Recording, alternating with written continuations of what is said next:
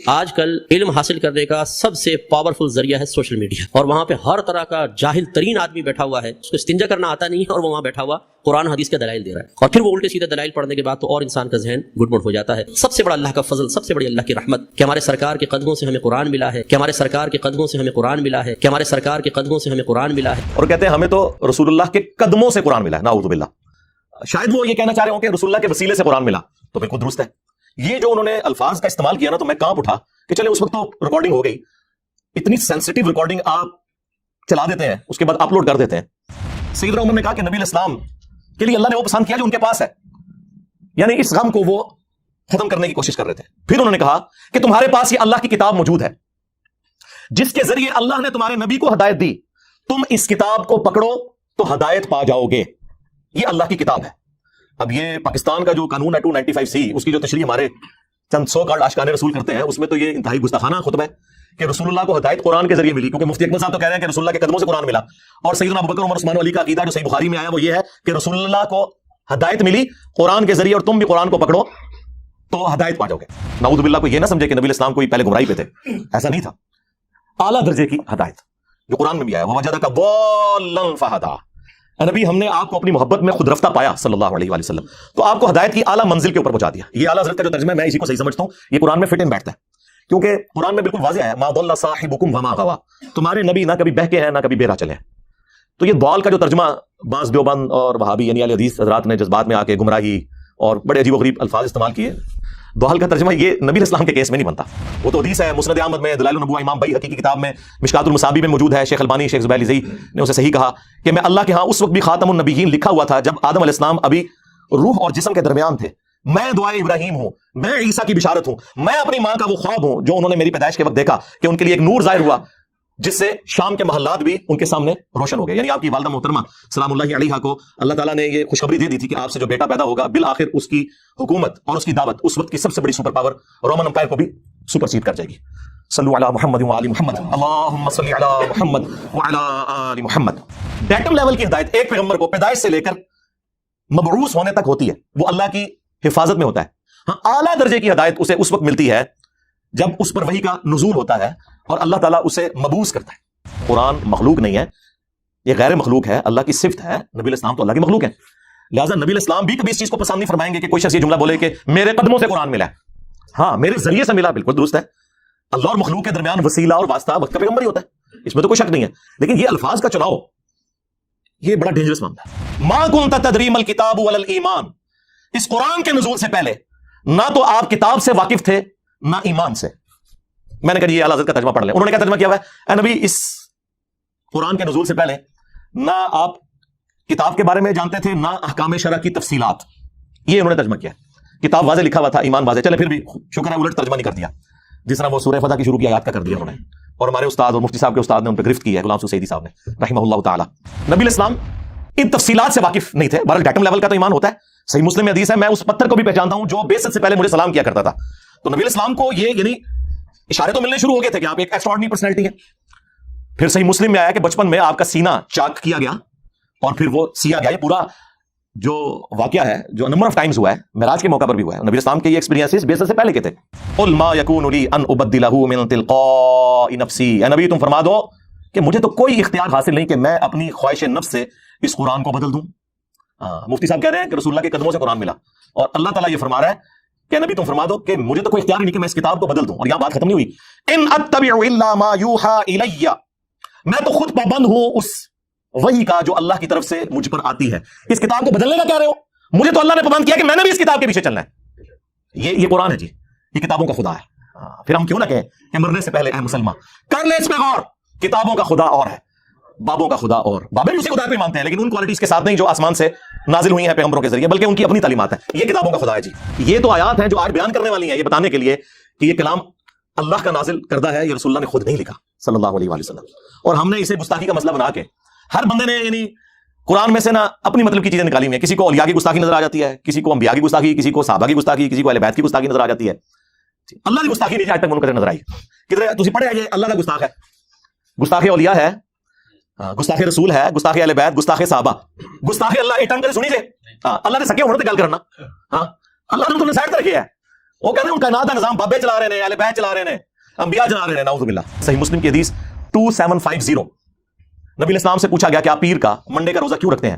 تو فرمایا فیہ ولدت وفیہ انزل علیہ، اس دن میں پیدا ہوا اور اس دن مجھ پر پہلی دفعہ وحی نازل ہوئی۔ یعنی پیدائش کی خوشی اور جشن قرآن کی خوشی کو نبی الاسلام نے ایک جگہ جمع کیا، سال بعد نہیں، ہر مہینے نہیں، ہر ہفتے منڈے کا روزہ رکھے۔ الحمدللہ رب العالمین والصلاة والسلام علی سید الانبیاء والمرسلین وعلی آلہ واصحابہ وازواجہ وامتہ اجمعین الی یوم الدین۔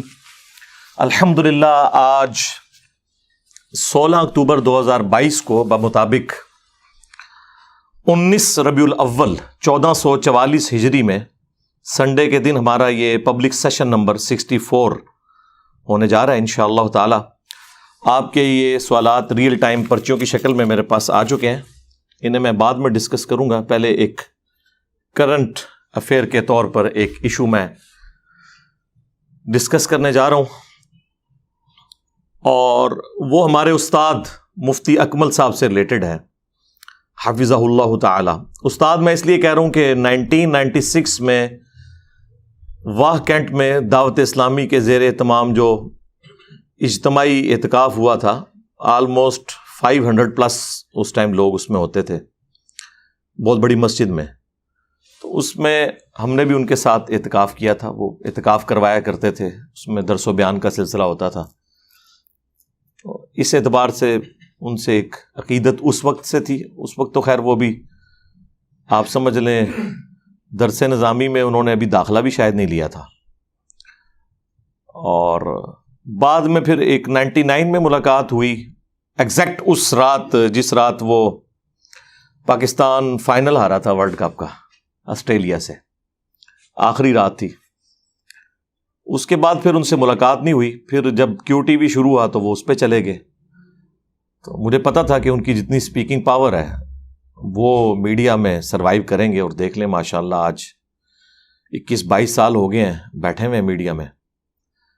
تو اسی ربیع الاول شریف کے اندر 1444 ہجری میں ان کا ایک ویڈیو کلپ اگلے دن ایک بھائی نے چلایا، تو بائی چانس میں سن رہا تھا، میں نے دیکھا نہیں، آواز پہچان لی۔ تو اس میں انہوں نے ایک جملہ بولا، یہ جو مروجہ ربیع الاول کو منانے کا جو ایک اختلاف چل رہا ہے، اس کے اوپر ڈسکشن کرتے ہوئے وہ دلائل دے رہے تھے، اور اس میں آپ سمجھ لیں کوئی جذبات کی رو میں وہ بہہ گئے۔ آیت انہوں نے سورہ یونس سے کوٹ کی، اعوذ باللہ من الشیطان الرجیم، بسم اللہ الرحمن الرحیم، قل بفضل اللہ وبرحمتہ فبذلک فلیفرحوا هو خیر مما یجمعون۔ اے نبی ان سے فرماؤ کہ اللہ کے فضل اور رحمت کے ملنے کے اوپر چاہیے کہ خوب خوشیاں منائیں، یہ اس سے بہتر ہے جو دنیا کا انہوں نے متاع جوڑ رکھا ہے۔ اور اس کانٹیکسٹ میں انہوں نے نبی الاسلام کا ذکر خیر کیا، یقیناً آپ سے بڑی تو کوئی نعمت ہی نہیں اس امت کے لیے۔ اور پھر اس کانٹیکسٹ میں انہوں نے بات کرتے ہوئے کہا کہ نبی الاسلام کی پیدائش کی خوشی جو ہے وہ بدرجہ اولا منانی چاہیے، اور ساتھ انہوں نے ایک جملہ بولا کہ رسول اللہ کے قدموں سے ہمیں قرآن ملا ہے۔ آپ ذرا الفاظ پہ ذرا غور کریں، یہ کوئی علماء والے الفاظ نہیں ہیں کہ آپ اس کی کوئی تعویل کر لیں کہ قدموں سے مراد وہ لے رہے تھے کہ ان کے نقش قدم پہ چل کے ہم وہاں تک پہنچے۔ وہ چونکہ میں بریلوی مکتب پہ میں نے ایک وقت گزارا ہے، ان کا ایک خاص مزاج ہے، ایک چیز کو جب انہوں نے بہت اوپر کرنا ہوتا ہے اس کے مقابلے میں دوسرے کو کم تر شو کرنا ہوتا ہے، تو وہ اس قسم کی اینالوجیز بناتے ہیں، اور کہتے ہیں ہمیں تو رسول اللہ کے قدموں سے قرآن ملا ہے، نعوذ باللہ۔ آج کل علم حاصل کرنے کا سب سے پاورفل ذریعہ ہے سوشل میڈیا، اور وہاں پہ ہر طرح کا جاہل ترین آدمی بیٹھا ہوا ہے، اس کو استنجا کرنا آتا نہیں ہے، اور وہ وہاں بیٹھا ہوا قرآن حدیث کے دلائل دے رہا ہے، اور پھر وہ الٹے سیدھے دلائل پڑھنے کے بعد تو اور انسان کا ذہن گڑبڑ ہو جاتا ہے۔ سب سے بڑا اللہ کا فضل، سب سے بڑی اللہ کی رحمت کہ ہمارے سرکار کے قدموں سے ہمیں قرآن ملا ہے، کہ ہمارے سرکار کے قدموں سے ہمیں قرآن ملا ہے، کہ ہمارے سرکار کے قدموں سے ہمیں قرآن ملا ہے۔ شاید وہ یہ کہنا چاہ رہے ہوں کہ رسول اللہ کے وسیلے سے قرآن ملا، تو بالکل درست ہے۔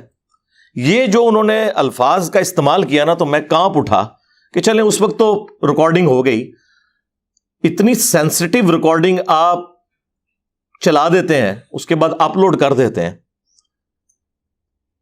اس کے بعد اس کے جو نتائج پھر بھگتنے پڑتے ہیں نا، وہ بڑے خطرناک ہوتے ہیں۔ اس سے لوگ بڑے عجیب و غریب عقائد اخذ کرتے ہیں جو اسٹیبلش ہیں غلوف کے درجے کے اندر، اور پھر وہ ساتھ نبی الاسلام کا ذکر خیر کیا کہ اللہ تعالیٰ کا تعارف بھی ہمیں نبی الاسلام کی وجہ سے ہوا، بلکہ انہوں نے کہا ہم اللہ کو تو مانتے اس لیے ہیں کہ وہ نبی الاسلام کا رب۔ ظاہر ہے یہ ایک کہانی، ایک گھڑی ہوئی۔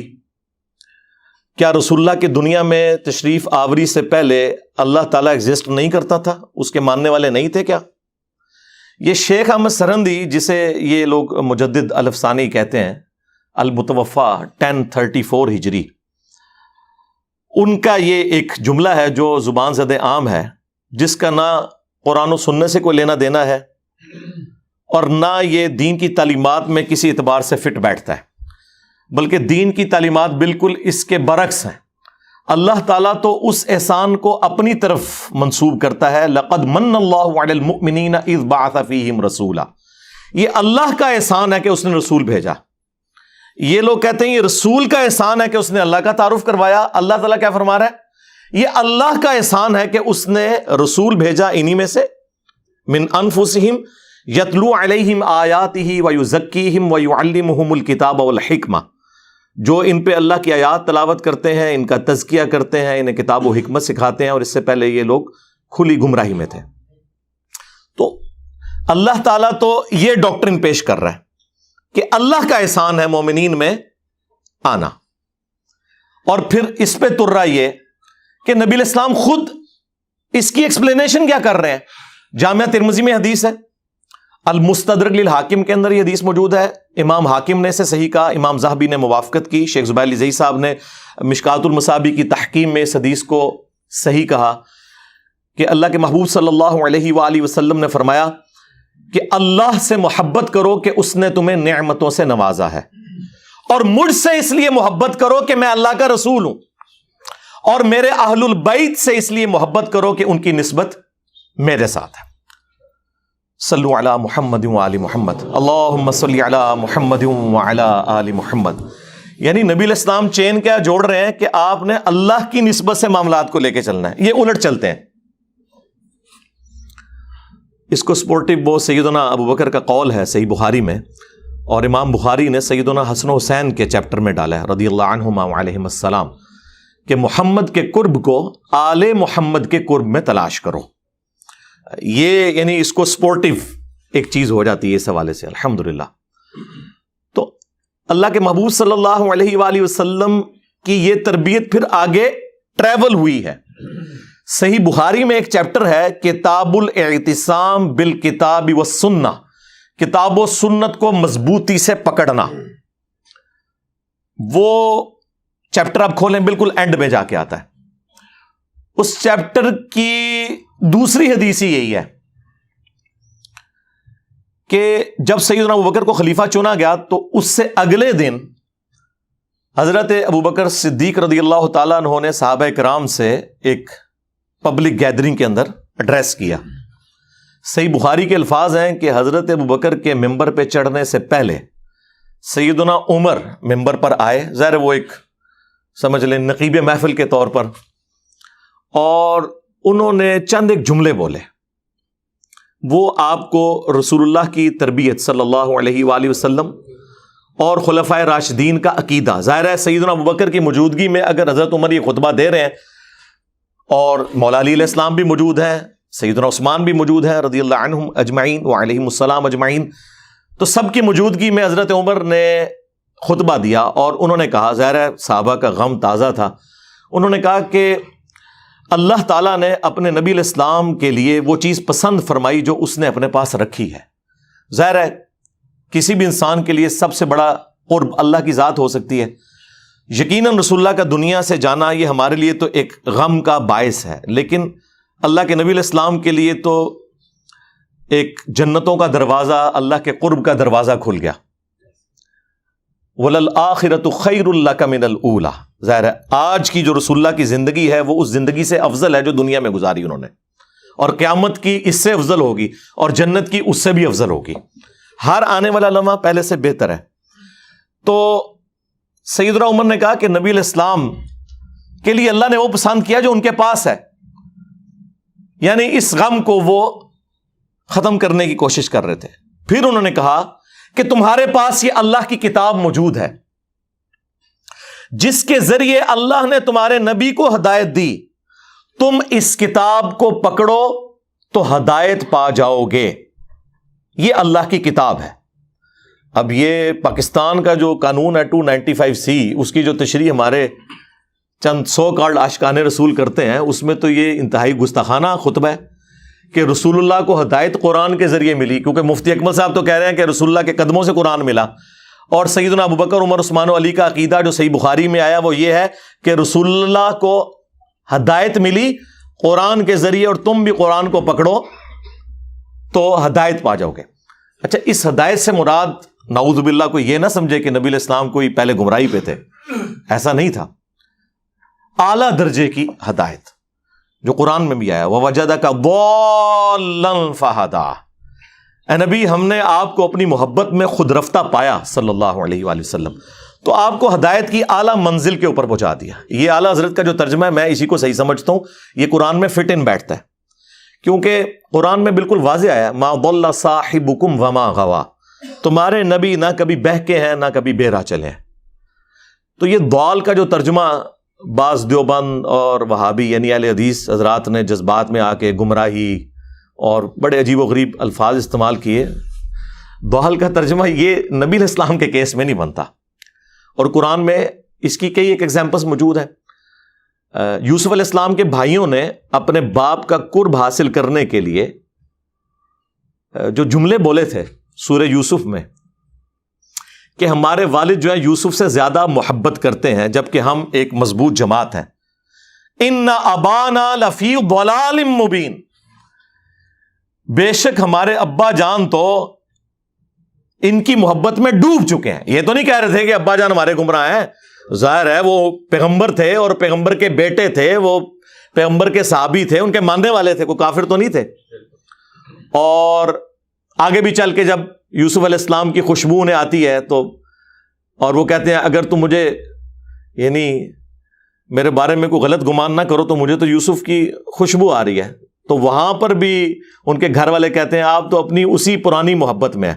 اور ضلالک القدیم کے الفاظ ہیں، تو اس میں جو سعودی عرب سے قرآن شائع ہوا ہے نا وہابیوں کا، صلاح الدین یوسف صاحب کا، انہوں نے بھی حاشیے میں لکھا ہے کہ یہاں جو ہے اس سے مراد گمراہی نہیں ہے بلکہ محبت میں ڈوبنا ہے. تو لہٰذا یہ اب جھگڑا چھوڑ دیں. میرا خیال ہے چپ کر کے جو اعلیٰ حضرت نے ترجمہ کیا ہے نا اسی کو صحیح مانے، وہ فٹ ان بیٹھتا ہے. مولانا مودودی رحمہ اللہ نے بھی، اور ایون ہمارے استاد ڈاکٹر اسراف صاحب رحمہ اللہ تعالیٰ، وہ بھی اس کا ترجمہ اسی انداز میں کرتے تھے. نبی علیہ السلام کے لیے جب ضال کا لفظ آئے گا تو وہ وَلَضَّالِّينَ والا نہیں ہوگا، محبت میں، یعنی رسول اللہ اللہ کی محبت میں خود رفتہ تھے. ڈیٹم لیول کی ہدایت ایک پیغمبر کو پیدائش سے لے کر مبعوث ہونے تک ہوتی ہے، وہ اللہ کی حفاظت میں ہوتا ہے. ہاں، اعلیٰ درجے کی ہدایت اسے اس وقت ملتی ہے جب اس پر وحی کا نزول ہوتا ہے اور اللہ تعالیٰ اسے مبعوث کرتا ہے. اس حوالے سے قرآن حکیم میں درجنوں آیات ہیں، لیکن 4 مقامات ایسے ہیں جو میں چاہ رہا ہوں کہ میں یہاں پر آپ کو ضرور اس حوالے سے بیان کر دوں تاکہ آپ کا عقیدہ درست ہو جائے کہ قرآن حکیم جو ہے وہ نبی علیہ السلام کی ہدایت کو بلند مرتبے تک بلکہ ایپیکس تک پہنچانے کا سبب بنا ہے. اور قرآن مخلوق نہیں ہے، یہ غیر مخلوق ہے، اللہ کی صفت ہے. نبی علیہ السلام تو اللہ کی مخلوق ہیں، لہٰذا نبی علیہ السلام بھی کبھی اس چیز کو پسند نہیں فرمائیں گے کہ کوئی شخص یہ جملہ بولے کہ میرے قدموں سے قرآن ملا ہے. ہاں، میرے ذریعے سے ملا، بالکل درست ہے. اللہ اور مخلوق کے درمیان وسیلہ اور واسطہ وقت کا پیغمبر ہی ہوتا ہے، اس میں تو کوئی شک نہیں ہے. لیکن یہ الفاظ کا چناؤ یہ بڑا ڈینجرس معاملہ ہے. یعنی وہ پیغمبر جس کے بارے میں صحیح مسلم میں حدیث ہے کہ ایک صحابی نے خطبہ دیتے ہوئے کہہ دیا مَن یُطِعِ اللَّهَ وَرَسُولَهُ فَقَدْ رَشَدَ، جس نے اللہ اور اس کے رسول کی اطاعت کی وہ کامیاب ہو گیا. وَمَن يَعْصِهِمَا، اور جس نے ان دونوں کی نافرمانی کی فَقَدْ غَوَا، وہ بہک گیا. اور حضور غصے میں آگے فرمایا بئس الخطیب انت، کتنا برا خطیب ہے تو، تجھے چاہیے تھا کہ تو کہتا وَمَن يَعْصِ اللَّهَ وَرَسُولَهُ فَقَدْ غَوَىٰ. صحیح مسلم 2010 نمبر حدیث ہے یہ.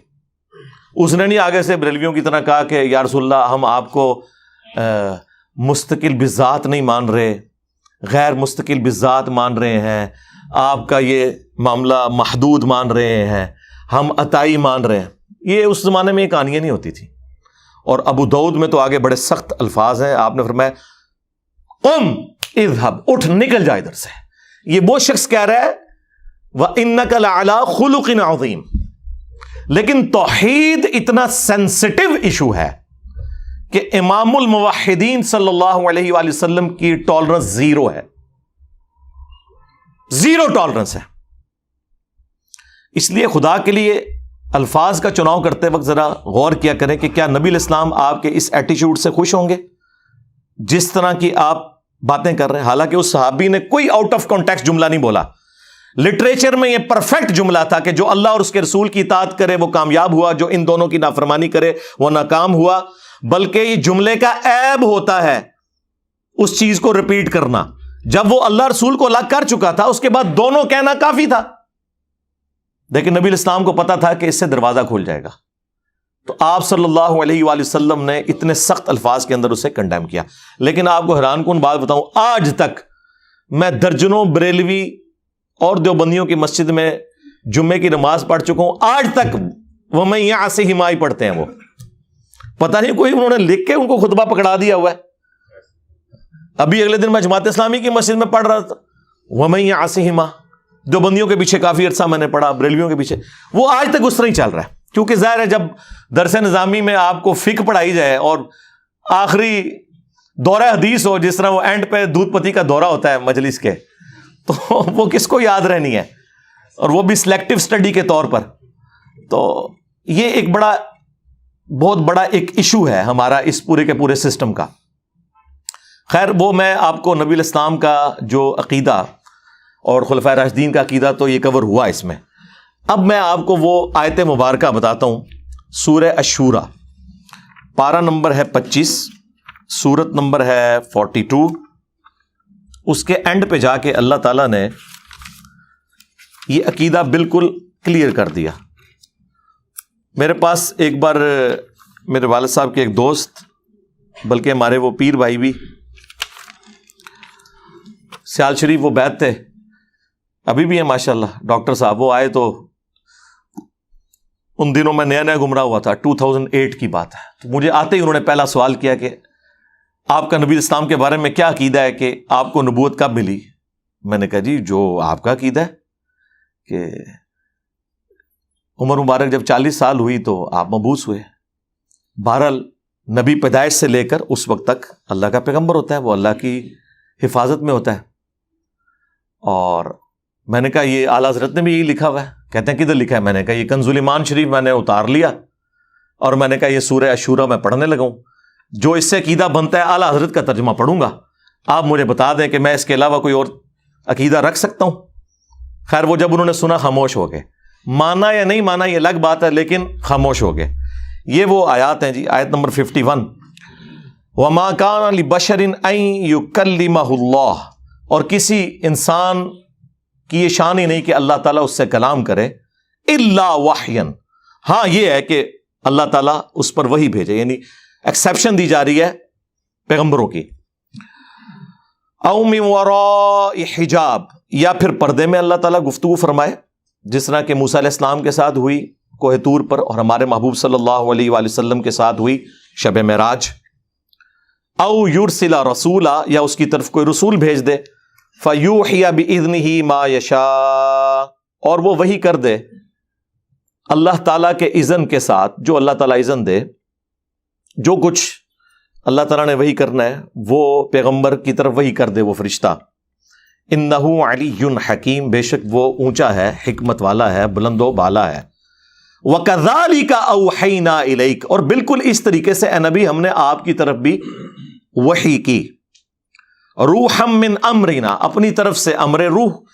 روح جو امر بھی ہے، اچھا روح کا لفظ حضرت جبرائیل کے لیے بھی آیا ہے، روح کا لفظ قرآن کے لیے بھی آیا وحی کے لیے, اور روح نبی الاسلام کے لیے بھی ہے. ما کنت تدری ما الکتاب ولا الایمان, اس قرآن کے نزول سے پہلے نہ تو آپ کتاب سے واقف تھے نہ ایمان سے. میں نے کہا جی یہ اعلیٰ حضرت کا ترجمہ پڑھ لیں. انہوں نے کیا ترجمہ کیا ہوا ہے؟ اے نبی, اس قرآن کے نزول سے پہلے نہ آپ کتاب کے بارے میں جانتے تھے نہ احکام شرع کی تفصیلات. یہ انہوں نے ترجمہ کیا. کتاب واضح لکھا ہوا تھا, ایمان واضح. چلیں پھر بھی شکر ہے الٹ ترجمہ نہیں کر دیا, جس طرح وہ سورہ فتح کی شروع کی آیات کا کر دیا انہوں نے, اور ہمارے استاد اور مفتی صاحب کے استاد نے ان پہ گرفت کی ہے, غلام سعود سعیدی صاحب نے رحمہ اللہ تعالی. تو یہاں پہ ترجمہ انہوں نے کافی حد تک ٹھیک کیا. یعنی نبی الاسلام ان تفصیلات سے واقف نہیں تھے. بہرحال ڈیٹم لیول کا تو ایمان ہوتا ہے. صحیح مسلم میں حدیث ہے, میں اس پتھر کو بھی پہچانتا ہوں جو بعثت سے پہلے مجھے سلام کیا کرتا تھا. تو نبی الاسلام کو یہ یعنی اشارے تو ملنے شروع ہو گئے تھے کہ آپ ایک ایکسٹرا آرڈنری پرسنالٹی ہیں. پھر صحیح مسلم میں آیا کہ بچپن میں آپ کا سینہ چاک کیا گیا اور پھر وہ سیا گیا. یہ پورا جو واقعہ ہے جو نمبر آف ٹائمز ہوا ہے, معراج کے موقع پر بھی ہوا ہے. نبی الاسلام کے یہ ایکسپیرینسز بعثت سے پہلے کے تھے.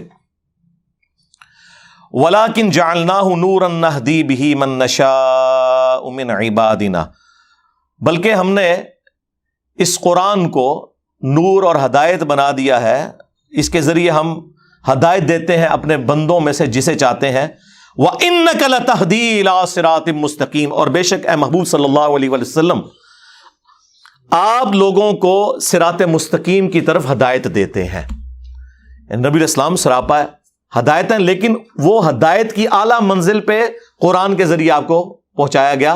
وَوَجَدَكَ ضَالًّا فَهَدَىٰ, ہم نے آپ کو اپنی محبت میں خود رفتہ پایا. اور ظاہر ہے یہ خود رفتہ بھی خود سے تو نہیں پایا, اللہ نے ان کی جبلت میں رکھا. وہ تو حدیث ہے مسند احمد میں, دلائل النبوہ امام بیہقی کی کتاب میں, مشکات المصابیح میں موجود ہے. شیخ البانی شیخ زبیر لزئی نے اسے صحیح کہا کہ میں اللہ کے ہاں اس وقت بھی خاتم النبیین لکھا ہوا تھا جب آدم علیہ السلام ابھی روح اور جسم کے درمیان تھے. میں دعائے ابراہیم ہوں, میں عیسیٰ کی بشارت ہوں, میں اپنی ماں کا وہ خواب ہوں جو انہوں نے میری پیدائش کے وقت دیکھا کہ ان کے لیے ایک نور ظاہر ہوا جس سے شام کے محلات بھی ان کے سامنے روشن ہو گئے. یعنی آپ کی والدہ محترمہ سلام اللہ علیہا کو اللہ تعالیٰ نے یہ خوشخبری دے دی تھی کہ آپ سے جو بیٹا پیدا ہوگا بالآخر اس کی حکومت اور اس کی دعوت اس وقت کی سب سے بڑی سپر پاور رومن امپائر کو بھی سپر چیٹ کر جائے گی. صلو علی محمد وعلی محمد, اللہم صلی علی محمد وعلی آل محمد. تو نبی الاسلام کی پرسنالٹی ایک ایکسٹرا آرڈنری پرسنالٹی. اچھا, اب اس عقیدے کو آپ مزید سمجھیں. سورہ یونس کی وہ آیات, آیت نمبر 15, وَإِذَا تُتْلَى عَلَيْهِمْ آيَاتُنَا بَيِّنَاتٍ, اور جب ان پر تلاوت کی جاتی ہیں ہماری روشن آیات. قَالَ الَّذِينَ لَا يَرْجُونَ لِقَاءَ نَأْتِ بِقُرْآنٍ غَيْرِ هَذَا, تو جو لوگ ہماری ملاقات کے منکر ہیں نا, انہیں کوئی امید نہیں کہ مر کے ہم نے اللہ کو منہ دکھانا ہے, وہ نبی الاسلام سے کہتے ہیں کہ کوئی اور قرآن لے آؤ, یہ بڑا سخت قرآن ہے, یہ تو بالکل کوئی کمپرومائز ہی نہیں کرتا. جس طرح آپ کو بھی لوگ کہتے ہیں میٹھی میٹھی باتیں کریں, یہ سیم باتیں نبی الاسلام کو بھی لوگ کرتے تھے کہ یہ قرآن تو سیدھے سیدھے فتوے ہیں, تو قرآن بدلو, کوئی اور قرآن لے کر آؤ. او بدل, یا اسے تبدیل کر دیں, تھوڑا سا سافٹ کر دیں, کوئی طارق جمیل ٹچ ڈال دیں اس کے اندر, کوئی غامدی ٹچ تھوڑا سا ڈال دیں. لیکن قرآن تو آپ کو پتا ہے وہ تو تذکیر کی کتاب ہے. وَأُوحِيَ إِلَيَّ هَذَا الْقُرْآنُ لِأُنذِرَكُم بِهِ وَمَن بَلَغَ, نبی تم فرماؤ صلی اللہ علیہ وآلہ وسلم, یہ قرآن تو مجھے وہی اس لیے کیا گیا کہ میں تمہیں ڈر سنا دوں, اور جس تک یہ کتاب پہنچے. یہ تو انذار کی کتاب ہے, تبشیر بھی ہے, لیکن ان کے لیے جو بات مان جائے. ہاں, جو بات نہیں ماننے والے اور جو مانے ہوئے ہیں ان کا بھی قبلہ درست کرنے کے لیے کتاب انذار ہے. تو آپ کوئی اور قرآن لے آئیں یا اسے بدل دیں. قُلْ مَا يَكُونُ لِي أَنْ أُبَدِّلَهُ مِنْ تِلْقَاءِ نَفْسِي, اے نبی تم فرما دو کہ مجھے تو کوئی اختیار حاصل نہیں کہ میں اپنی خواہش نفس سے اس قرآن کو بدل دوں. مفتی صاحب کہہ رہے ہیں کہ رسول اللہ کے قدموں سے قرآن ملا، اور اللہ تعالیٰ یہ فرما رہا ہے کہ نبی تم فرما دو کہ مجھے تو کوئی اختیار ہی نہیں کہ میں اس کتاب کو بدل دوں. اور یہاں بات ختم نہیں ہوئی. ان اتبع الا ما یوحى الی، میں تو خود پابند ہوں اس وحی کا جو اللہ کی طرف سے مجھ پر آتی ہے. اس کتاب کو بدلنے کا کہہ رہے ہو؟ مجھے تو اللہ نے پابند کیا کہ میں نے بھی اس کتاب کے پیچھے چلنا ہے. یہ قرآن ہے جی، یہ کتابوں کا خدا ہے. پھر ہم کیوں نہ کہیں کہ مرنے سے پہلے اے مسلمان کر لے اس پہ غور. کتابوں کا خدا اور ہے، بابوں کا خدا اور. بابے بھی اسی خدا کو ہی مانتے ہیں، لیکن ان کوالٹیز کے ساتھ نہیں جو آسمان سے نازل ہوئی ہیں پیغمبروں کے ذریعے، بلکہ ان کی اپنی تعلیمات ہیں. یہ کتابوں کا خدا ہے جی. انی اخاف ان عصیت ربی عذاب یوم عظیم، بے شک میں تو خود خوف کھاتا ہوں اس بات سے کہ بالفرض اگر میں نے بھی اپنے رب کی نافرمانی کی تو بڑے دن کا عذاب مجھے بھی آ پکڑے گا. اللہ اکبر. سوائے شیخ عبد القادر جیلانی کے، کیونکہ وہ تو اس وقت تک جنت میں نہیں جائیں گے جب تک کہ سارے مریدوں کو نہ لے جائیں. پھر ٹھیک ہی آپ سے کہتے ہیں نا قرآن حدیث ڈائریکٹ نہ پڑھو گمراہ ہو جاؤ گے. قرآن تو پھر ننگی تلوار ہے. اور یہ آیت صرف سورہ یونس میں نہیں آئی، یہ 3 جگہ آئی ہے. سورہ یونس میں، سورہ الزمر کے اندر آئی ہے، سورۃ الانعام میں آئی ہے. قل انی اخاف ان عصیت ربی عذاب یوم عظیم. اے نبی تم فرماؤ کہ میں تو خود اس بات سے خوف کھاتا ہوں کہ بالفرض اگر میں نے بھی اپنے رب کی نافرمانی کی تو بڑے دن کا عذاب مجھے بھی آ پکڑے گا. اور ایک اور آیت ہے سورہ بنی اسرائیل میں، یقین کریں میں جب وہ آیت پڑھتا ہوں نا، وہ تو ڈاکٹر سراج صاحب بھی پڑھتے ہوئے خوف کھا گئے تھے یقیناً. اس کا آپ ترجمہ آپ نے اعلیٰ حضرت کا پڑھ لینا ہے اور پھر مجھے بتانا ہے کہ میں نے کہیں پہ کوئی ڈنڈی ماری ہے تو آپ مجھے پکڑ لیں. سورہ بنی اسرائیل میں اللہ تعالیٰ نے نبی اسلام کے حوالے سے ذکر کیا. اب یہ ظاہر ہے سمجھانے کے لیے، کافروں پر غصہ ہے، لیکن ظاہر ہے کہ اللہ تعالیٰ اپنی تعلیمات میں تو بہت اسٹرکٹ ہے. آیت نمبر ہے 73. وَإِن كَادُوا لَيَفْتِنُونَكَ عَنِ الَّذِي أَوْحَيْنَا إِلَيْكَ، اور یہ لوگ تو تلے ہوئے ہیں اے نبی علیہ السلام کہ آپ کو ہٹا دیں اس وحی سے جو ہم نے آپ کی طرف کی ہے. یعنی کافروں کا پورا پریشر ہے کہ آپ قرآن کی اتباع کرنا چھوڑ دیں. نعوذ باللہ. لِتَفْتَرِيَ عَلَيْنَا غَيْرَهُ، تاکہ آپ ہماری طرف کوئی جھوٹی بات منسوب کر دیں. وہی جو سورہ یونس میں آیا تھا نا کہ قرآن کو بدلو یا کوئی اور قرآن لے کر آؤ، اسی کی ایکسپلینیشن ہے کہ یہ بھی تلے ہوئے ہیں کہ آپ اس وحی سے ہٹ جائیں اور کوئی اپنی طرف سے بات بنا کے ہماری طرف منسوب کرتے ہیں. وَإِذًا لَاتَّخَذُوكَ خَلِيلًا، اور اگر ایسا ہو جائے تو پھر یہ آپ کو دوست بنا لیں گے کہ ہاں جی بالکل ٹھیک ہے، اس طرح نہیں گلاں کرو نا، کوئی کمپرومائز کرو. ٹھیک ہے جی، ایک کیوں یا کچھ اپنی مانے کچھ ہماری منوائیں. وَلَوْلَا أَن ثَبَّتْنَاكَ، اور اے نبی اگر ہم آپ کو ثابت قدم نہ رکھتے، اللہ نے اپنی طرف منسوب کیا. لَقَدْ كِدتَّ تَرْكَنُ إِلَيْهِمْ شَيْئًا قَلِيلًا، تو یقیناً آپ بھی کچھ نہ کچھ کافروں کی طرف جھک ہی جاتے، یعنی گمراہ نہیں ہو جاتے.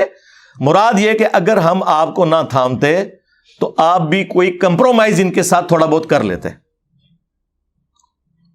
اذا لأذقناك ضعف الحیات وضعف الممات، اور اگر ایسا ہوتا تو ہم آپ کو دنیا کی زندگی میں بھی دگنا عذاب دیتے اور آخرت کی زندگی میں بھی دگنا عذاب دیتے.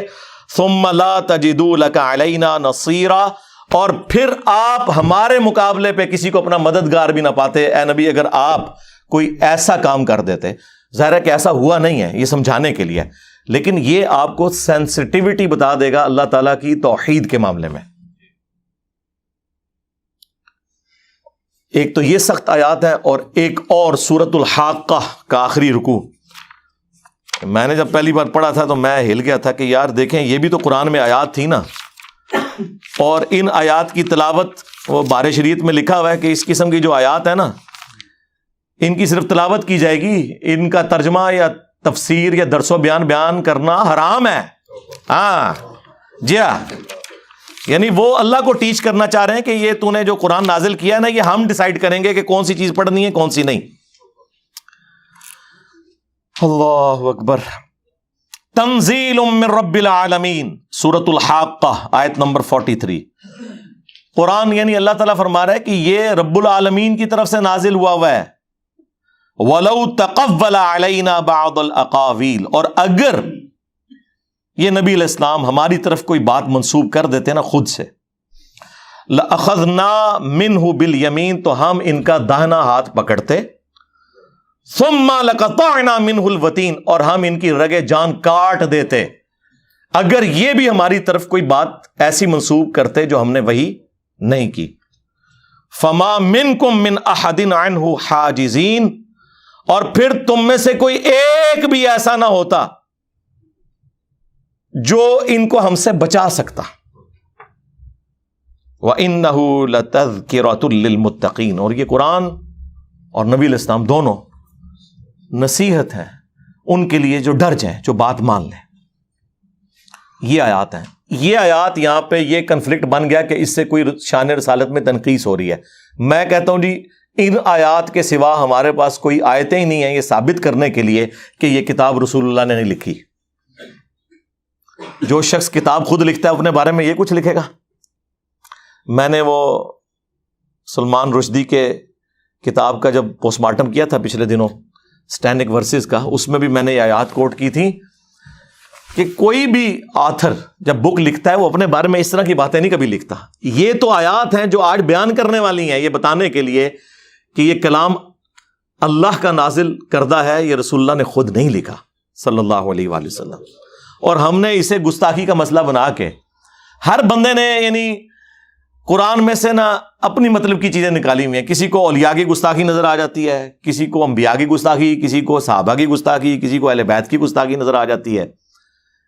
اللہ کی گستاخی نیچے آج تک منو کدھر نظر آئی؟ کدھر تسی پڑھے ہے یہ اللہ دا گستاخ ہے، گستاخ اولیاء ہے، گستاخ رسول ہے، گستاخ اہل بیت، گستاخ صحابہ، گستاخ اللہ. یہ ٹرم کدے سنی جے؟ ہاں اللہ دے سکے ہونا تے گل کرنا. ہاں اللہ نے انہوں نے سائڈ تے رکھے ہے. وہ کہنے ان کائنات دا نظام بابے چلا رہے نے، اہل بیت چلا رہے نے، انبیاء چلا رہے نے، نعوذ باللہ. اب یہ یعنی وہ بعض تو منہ سے بول کے کہتے ہیں، بعض بغیر بولے ہوئے کہہ رہے ہوتے ہیں. ٹھیک ہے، اور چھڑ دو وچ عبد القادر پہ گیا جے. اور جواد نقوی صاحب نے بڑی پیاری بات کی. انہوں نے کہا کہ غالی شیعہ قادیانیوں سے بدتر ہیں. انہوں نے اپنے شیعہ کے بارے میں بات کی اور کہا کہ قادیانی تو رسول اللہ کے ساتھ شرک کرتے ہیں نا، ہمارے غالی شیعہ اللہ کے ساتھ شرک کر رہے ہیں جب علی اللہ کہتے ہیں، حسین جل جلالہ. اور پھر انہوں نے اگلا ایک جملہ بولا، تسی سنی خوش ہو رہے ہونے، انہوں نے کہا کہ جڑے سنی غالی نے نا وہ ساڈے شیعہ تو بھی گئے گزرے نے، کیونکہ شیعہ تو پھر بھی اللہ والا معاملہ کرتے ہیں. یہ تو کہتے ہیں عبد القادر بھی چھپایا گیا جے، یعنی یہ عبد القادر جیلانی کو اللہ سے بھی اوپر لے جاتے ہیں. شرک سے بھی اگلی بات ہے. اور یہ گراؤنڈ ریالٹیز ہیں. اگر کوئی اس سے آنکھیں بند کرے، ہمیں تو کوئی دھوکہ نہیں دے سکتا. میرے سے بڑا کون سا بریلوی رہا ہے؟ 31 سال تک میں بھی بریلوی رہا ہوں. ہمیں پتا تھا کہ یہ سب کچھ اسٹیبلش عقیدے ہیں ان کے، عوام میں بتانے کے لیے کچھ، خواص میں بتانے کے لیے کچھ، کتابوں میں لکھنے کے لیے کچھ، جوڈیشری میں ثابت کرنا پڑے تو کچھ اور. تو وہ بات مفتی اکمل صاحب حفظہ اللہ تعالی سے شروع ہوئی تھی. ہم انہیں کہیں گے کہ آپ اس کے اوپر رجوع ریکارڈ کروائیں اپنا، اور اپنے الفاظ کے چناؤ کو. میں وہ والا کام نہیں کروں گا بریلویوں والا، گستاخ ہو گیا 295 سی لا دو، ایک ہی سزا سر تن سے جدا. نہیں، بٹ ٹھیک ہے، سلپ آف ٹنگ ہو گیا ہے، جذبات میں کوئی بات کر دی ہے، ٹھیک ہے. ہم علمی طریقے سے اپنا مقدمہ آپ کے سامنے رکھیں گے، آپ کی عوام کے سامنے رکھیں گے، ٹھیک ہے. اب وہ جو آپ نے میلاد کے حوالے سے بات کی تھی، اس میں بھی تھوڑا سا میں عرض کر دوں کہ وہ جو آپ نے آیت پڑھی تھی نا، وہ تو قرآن کے بارے میں تھی تعویل خاص کے اعتبار سے. اس سے جو پچھلی آیت ہے سورہ یونس کی آیت نمبر 57، اس میں اللہ تعالیٰ کیا فرما رہا ہے؟ یا ایھا الناس قد جاءتکم موعظۃ من ربکم وشفاء لما فی الصدور وہدی ورحمۃ للمؤمنین. اے پوری انسانیت، بے شک تمہارے پاس آ گئی ہے کون سی کتاب ہے؟ جو واعظ ہے اور شفا ہے دلوں کی بیماریوں کی، سب سے بڑی بیماری شرک، اور مومنین کے لیے اس میں رحمت ہے، ہدایت ہے. اور پھر ساتھ آیا قل بفضل اللہ وبرحمتہ فبذالک فلیفرحوا، اے نبی ان سے فرماؤ کہ اللہ کی رحمت اور فضل کے اوپر ان کو چاہیے خوب خوشیاں مناؤ، یعنی جشن قرآن مناؤ. یہ نہ کہو کہ قرآن ڈائریکٹ پڑھو گے تو گمراہ ہو جاؤ گے، اے جشن قرآن ہے اور رہ جاتے حدیث ڈائریکٹ نہ پڑھو گمراہ ہو جاؤ گے، یہ جشن قرآن ہے. ہاں اس کی کرالری میں نبی علیہ السلام کو بھی آپ بالکل، آپ علیہ السلام بھی اللہ کی نعمت ہے، اس میں کوئی شک نہیں. لقد من اللہ علی المؤمنین اذ بعث فیہم رسولا، اللہ کا احسان ہے، وہ نعمت ہے کہ جس کا احسان اللہ تعالیٰ نے مومنین کے اوپر جتایا ہے. وما ارسلناک الا رحمۃ للعالمین، نبی علیہ السلام تو رحمت ہے تمام جہان والوں کے لیے. کرالری کے طور پہ درست ہے آپ کی بات. تو ہم میلاد کے قائل ہیں میرے بھائی.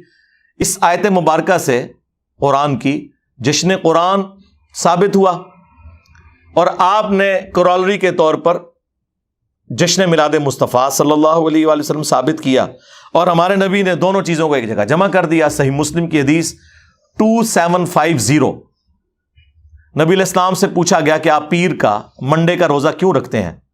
تو فرمایا فیہ ولدت وفیہ انزل علیہ، اس دن میں پیدا ہوا اور اس دن مجھ پر پہلی دفعہ وحی نازل ہوئی. یعنی پیدائش کی خوشی اور جشن قرآن کی خوشی کو نبی علیہ السلام نے ایک جگہ جمع کیا، سال بعد نہیں، ہر مہینے نہیں، ہر ہفتے منڈے کا روزہ رکھ کے.